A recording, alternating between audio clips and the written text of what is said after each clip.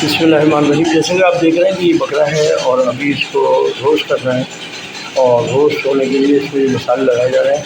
उसमें मिर्ची है, नमक है, हल्दी है, उसके अलावा इसमें ज़र्दे का कलर है और लहसुन अदरक का पेस्ट है।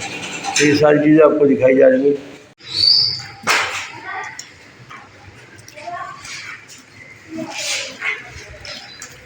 ये देखें, पहले इसमें नमक लगाया जा रहा है थोड़ा बहुत और फिर उसके बाद इसमें मसाला लगेगा।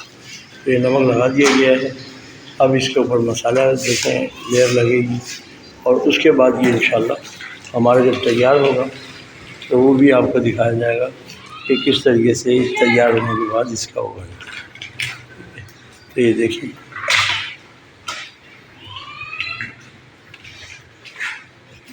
बस यार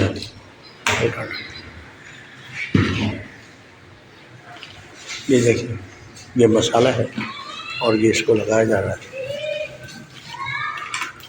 जैसे कि मैंने आपको पहले ही बताया कि इसके हर जगह से कट लगा दिए जाते हैं ताकि ये मसाला जो है हर जगह बैठ जाए। तो इसमें भी इसी तरीके से है, जैसे कि आप मेरे लेग रोस्ट पे भी देख चुके हैं, उसी तरीके से ये भी है।